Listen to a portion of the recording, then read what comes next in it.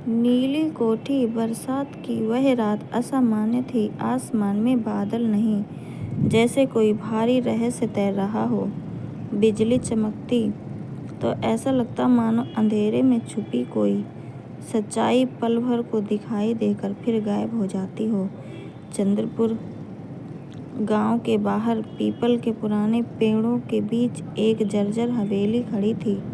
नीली कोठी। नीले रंग की दीवारें अब उतर चुकी थीं, लेकिन नाम अब भी जिंदा था। गांव में कोई उसका नाम ऊंची आवाज में नहीं लेता था। कहते थे कोठी सुन लेती है। आरव, एक खोजी पत्रकार, उसी रात गांव में पहुंचा। 15 साल पहले वह यहाँ से गया था और अब किसी अनदेखे खिंचाव ने उसे वापस बुला लिया था। जैसे ही उसकी गाड़ी रुकी, पास की चाय की दुकान पर बैठे बूढ़े ने उसे घूरते हुए पूछा, कहाँ जाना है बेटा? आरव ने सहजता से कहा, नीली कोठी। चाय का कप हाथ से छूटते छूटते बचा, मत जाओ वहाँ। जो गया है लौटा नहीं, और जो लौटा वो पहले जैसा नहीं रहा। आरव मुस्कुराया, लेकिन उसके अंदर कहीं हल्की सी सिहरन दौड़ गई। वह रहस्यों से डरता नहीं था, बल्कि उसकी ताकत थी। रात गहरी हो चुकी थी जब वह कोठी के सामने खड़ा था। लोहे का फाटक अपने आप चरमराता हुआ खुल गया, जैसे किसी ने अंदर से अनुमति दे दी हो। अंदर कदम रखते ही हवा अचानक ठंडी हो गई। उसके पैरों की आवाज़ गूंज रही थी, लेकिन बीच बीच में किसी और के चलने की आहट भी सुनाई दे रही थी। हाल में एक पुरानी तस्वीर टंगी थी। तस्वीर अचानक जमीन पर गिर पड़ी। आरव ने उसे उठाया। उसमें एक परिवार था, पति पत्नी और एक छोटा बच्चा। तस्वीर के पीछे लिखा था। आरव का दिल तेज धड़कने लगा। 11 अगस्त 2009। यही वह तारीख थी जब नीली कोठी में 7 लोग रहस्यमय ढंग से गायब हुए थे। ऊपर की मंजिल से अचानक किसी के रोने की आवाज़ आई, धीमी, टूटी हुई, जैसे आत्मा रो रही हो। आरव सीढ़ियाँ चढ़ा। एक कमरे में मेज पर पुरानी डायरी रखी थी। उसने खोली। अगर तुम ये पढ़ रहे हो तो समझ लेना, हम फंस चुके हैं। यह घर जिंदा है।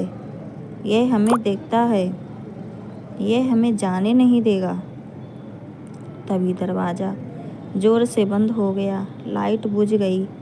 कमरे में अंधेरा सा छा गया। आरव ने मोबाइल की टॉर्च जलाई और सामने लगे आईने में देखा, लेकिन आईने में उसकी परछाई नहीं थी।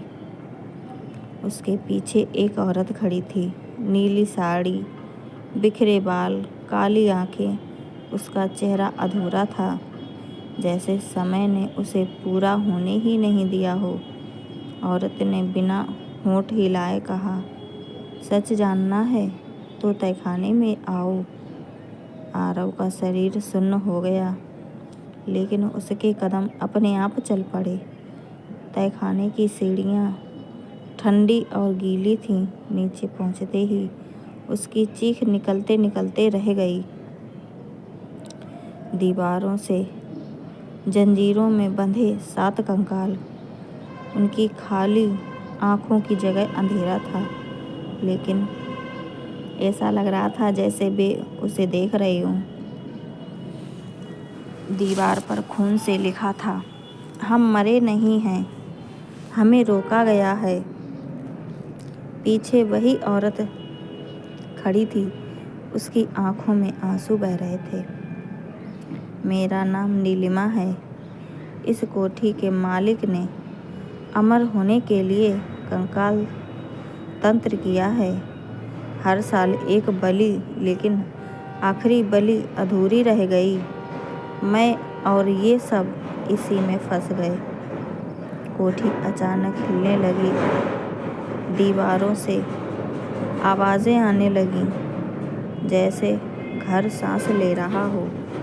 नीलिमा ने कहा, अब इसे एक नई आत्मा चाहिए और वो तुम हो।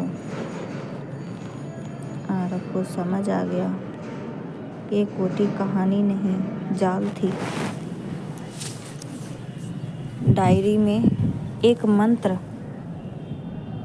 डायरी में जो लिखा एक मंत्र उसने जोर से पढ़ा। शब्द हवा में गूंज उठे। एक भयानक चीख सुनाई दी।